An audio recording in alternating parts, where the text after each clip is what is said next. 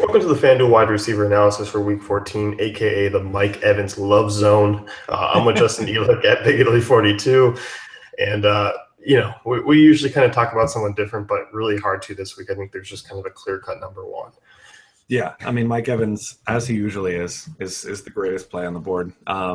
Antonio Brown, of course, a fine play this week as always, but anytime you're facing the Saints secondary, you have the enormous size advantage that Mike Evans does. I mean, it's kind of a no-brainer, and Saints on the road too, so obviously it's not an ideal situation for them. But little known fact about the Tampa Bay Buccaneers is that God kills a kitten every time that Jameis Winston throws an interception, and then he brings them back to life if Mike Evans scores a touchdown.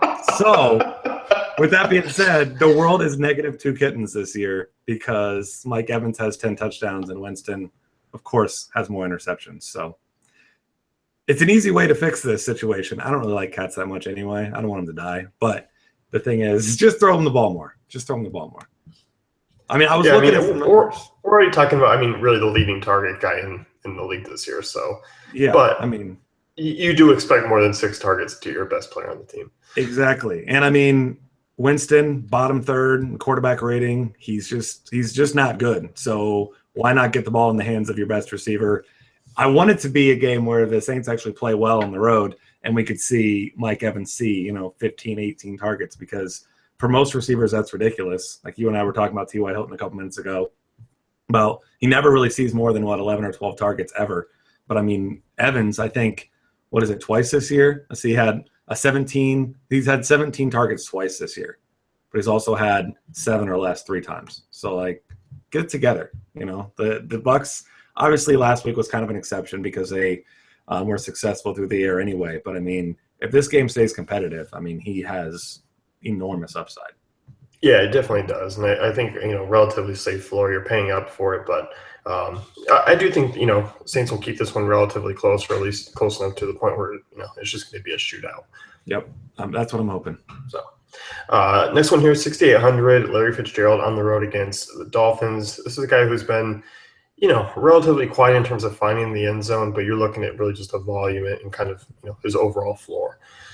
Yeah, obviously it hasn't worked for anyone to try to stop David Johnson. They're not going to, but you got to imagine anyone facing this team right now is game planning to stop David Johnson, and you kind of just let the chips fall everywhere else. You know what I mean? You're not worried about Larry Fitzgerald right now. Of course, he has that big upside and he can hurt you. He does still have, most of these were earlier in the season, but, you're looking at his targets inside the red zone. He's top 5 with 16 targets inside the 20. Number 2, tied with Emmanuel Sanders for 10 looks inside the 10. So obviously, if those numbers are split first half and second half, I don't know exactly what they are. Huge shift towards David Johnson here, but he's still a big target. Carson Palmer is a guy who hasn't been particularly good this year, but David Johnson's kind of been opening things up for him a little bit more of late with his success in short passing game, the running game, and if they decide to stack the box and try to take away David Johnson here, Fitz could have a pretty huge game against this team that, just got absolutely destroyed by the Baltimore Ravens, and they're kind of a bunch of nobodies on offense. It's Flacco, Rashad Perriman. These weren't good receivers that took them apart last week. Yeah, I wouldn't call Joe Flacco a nobody, but well, no, I meant the supporting cast. Flacco's a good quarterback. Nowhere near. If you follow Denny Carter, you know all about Dennis Pitta. You know. God, I think he called for a touchdown. I believe he did. Oh my God, he said that's so disgusting. Well, if you think about it, Joe Flacco now on the season has 15 touchdowns and 11 interceptions, right? So, I guess before last week he had the same number of touchdowns and interceptions. So, the guy was never elite. Let's leave it at that. He was elite at he was elite at everyone else dropping interceptions in that incredible run that they had. Incredible. All right. Well, go defense. Defense wins championships, Joe. He knows. Joe knows. Joe knows. GPP wideouts this week, Golden Tate, 6,300. Coming off a monster week, only took a $400 price jump, so still cheap. And really is Stafford's guy at this point. Yeah, I mean, people see the Bears and see how bad they are, and it's more so offensive struggles that they're so terrible, and they haven't been very good against the run, but they've actually been pretty good against the pass. Only 220 yards a game allowed. But like you said, he's the clear-cut number one in that offense. After earlier this season, it looked like Marvin Jones was for a couple weeks, but Tate's back to that. Last week, 8 for 145 and a touchdown. Obviously had that long touchdown catch, but 9 or more targets in 5 of his last 7 games. This is not a great matchup for the Bears. Obviously, the offense all banged up. Alshon Jeffrey's not back until next week. Matt Barkley's playing quarterback now. I mean, they're pretty decimated with injuries, but this is a Lions defense is playing better, but I still think this can be a competitive game. Vegas team total for the Lions 25.25, one of the higher ones on the week. So after some high ownership last week facing the Saints for Tate, I do think he's going to take a drop in ownership this week. There's a ton of value guys alike below. There's some top tier guys above him. I think he's going to be one of those guys that isn't quite as highly owned. And I mean, he doesn't have a tremendous floor. I mean, if targets themselves got you points, that'd be great, but they don't. So I mean, his floor is probably 6 or 7 points, and he had 1 catch for 6 yards in the first matchup. So kind of hoping that people chase the box scores, look at that, and say, I'm not playing him against the Bears, which I do think would be a mistake. Yeah, I mean, you look at this, 2016 total here, Bears defense that they have been, relatively stout against the pass this season. I don't think they've been as bad. I think the games that they have been bad, it's been, mainly due to the injuries in the beginning of the year. So, you kind of got to look and go, okay, well, if that Bears offense puts them in a lot of bad spots, Stafford's been relatively efficient this season, can take advantage of it. Yeah, and I mean, Stafford hasn't been making mistakes this year. You got to give it to him there. I mean, the guy's been efficient when he's not.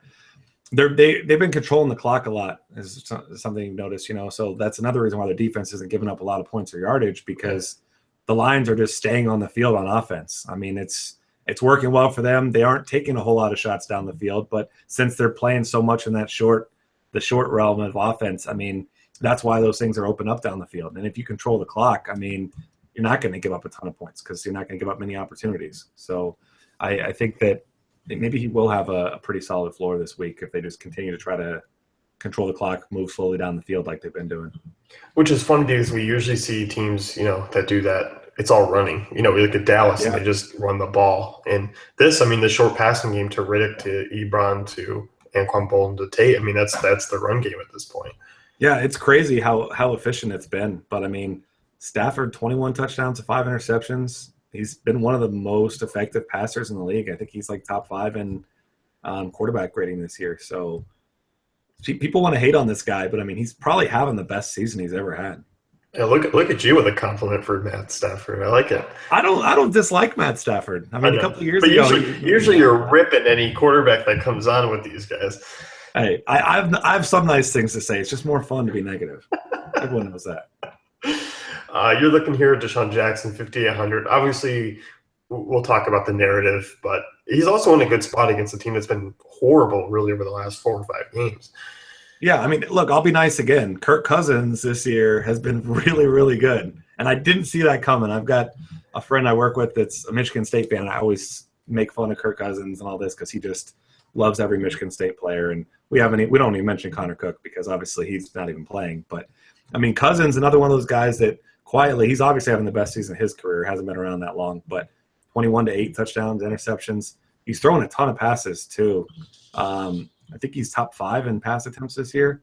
He's 6th, I guess. But either way, over 300 yards a game. And, it's a tough matchup this week against the Eagles, who are one of the better pass defenses in the league. But the Bengals kind of exposed them last week, and I was surprised, even as a Bengals fan. It seems like the Eagles more successful in stopping the short passing game. So guys like Jameson Crowder probably going to have a tougher time this week. But, they were not good defending down the field. And as we know, Deshaun Jackson, that's literally the only thing that he does do. He doesn't see a lot of volume, doesn't ever see a lot of volume, but he's a big-time deep threat. 59-yard catch last week, 66-yard catch the week before that one, or 67, went for a touchdown. So, I mean, when you know that there's that weakness, and Kirk Cousins has been good at exploiting weaknesses, Jordan Reed might be back, probably won't be 100% even if he is. So, I mean, I would not be surprised at all to see him take a couple shots down the field. And narrative-wise, that Deshaun Jackson would love to stick it to this team. He's already played him once since he left, so this isn't his first time back. But only 4 for 40 in that game, so I wouldn't be surprised if he caught a couple touchdowns in this one. Yeah, I mean, if you look at this, a relatively cheap price to take a shot on as well, 5,800, a lot of upside in terms of that home run threat. And you look, I mean, as you mentioned, I think this one could kind of go both ways where Washington just may blow them out of the water, or it is relatively back and forth. I don't really see a cheap kind of ugly, bad fantasy game. No, I don't either. And I love playing Jameson Crowder. I've been playing him a lot, but I don't think this is the spot for him. I think that Jackson, regardless of the narrative, let's pretend like we didn't even say that. It's just a good spot for him as just the primary deep ball threat. Yeah, definitely. Tyler Lockett coming off a big game. It was a versatile game, 5,100. We're already kind of fans of this as a sneaky one here, and obviously Lockett. I think Lockett's probably more in play in terms of a higher ownership play on DraftKings because he's bare min. But here 5,100, I think people will kind of forget about him. Yeah, and I mean, it wasn't just that he had that long rushing touchdown. I think it was 75 yards. 6 targets, caught 5 for 63 yards. Had 6 targets the week before, a whole bunch of zeros. But I don't think that was much his fault. I didn't actually watch that game, but the whole team was awful in that game. I mean, Russell Wilson couldn't complete a pass to anyone there. They couldn't run the ball, so you kind of give him a pass there. And certainly you're not looking – it's like the Taylor Gabriel situation. You're not looking for him to – not expecting even a single carry and around any of that. I mean, that's all extra. But, if you see in 6 targets, he's barely above minimum, both sites. I mean, this is a game where we said earlier in a couple of these pods already, we think this could be a sneaky shootout. Russell Wilson's been really good against the Packers in his career. I mean, hasn't posted monster numbers, but really efficient numbers. So I do expect them to put out some points. And this is one of the few games this weekend that has a lot of playoff implications. I mean, Packers lose this game, Lions beat the Bears like they should, and they're in some deep, deep trouble. So you expect the Packers are going to try to put up some points, and I think they will. And I still think Seattle will win, but they're going to need to put up a lot of points. Yeah, I mean, home game here for Packers, as you mentioned, playoff implications on the line. They got to stay one. I mean, with the Lions, but also there's a lot of teams in the NFC wild card that's kind of hovering around that mark. So there is a lot of potential there. Look at this next one, Robbie Anderson. We talked about him on DK. Also a guy who's very cheap. I mean, both him and Quincy Enunwa are fairly cheap, but obviously given the fact that, if Petty, under center, he was the guy he was looking towards. Yeah, I mean, we saw last week, like you said, with Enunwa, he had 2 targets, caught 1 ball. He's been kind of hit or miss. Had that stretch where he was pretty popular, played touchdowns in a couple weeks in a row. Then 1 catch against the Rams, big game against New England. Then 1 catch again last week. So, him at $4,500, and then Robbie sitting there at was it 47? Yeah, 4,700. I mean, I think it's an easy decision between 2. I don't think I'll be playing it in. I think it's just going to be you go with the guy who's the favorite target. Like that was with Jordan Matthews' situation with Mark Sanchez a couple of years ago, when that was the only guy he looked at, and I mean it wasn't a particularly great situation there, but you just knew who to play. You knew who he was looking at. And I mean, the 49ers, we talked about how bad they have been against the pass or against the run. They've been pretty terrible against the pass as well. So I don't think you'll see 12 targets again this week, but somewhere in the 7 to 8 range. And if the 49ers can score some points, which the Jets play like they did last week, anyone will score points on him. You could see him having some pretty big upside here as well. I mean, he's fast. Yeah, it certainly is. So I mean, definitely a guy who can break out that big play.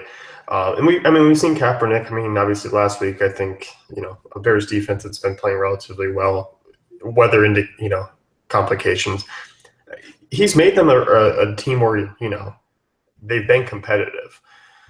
Yeah, I mean, I wish that he hadn't been, because he was one of those guys that was fun to make fun of, but. He got benched last week, but I mean, he's like you said, he's going to be back this week.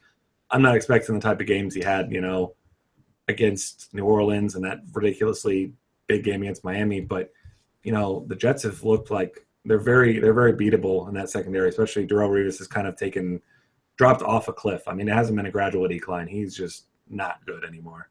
And I mean, there's not a lot of playmakers on that defense. No, they look like a team that's ready for Week 17 to come and be done with already. Yeah, they look every bit of the team that's going to be drafting top 5 next year. Yeah, they definitely do. So that's going to wrap things up with the FanDuel wide receiver analysis for Week 14. If you want to check out Justin's article, you can head on over to DaveFantasyCafe.com. Be sure to check out the rest of our Week 14 content.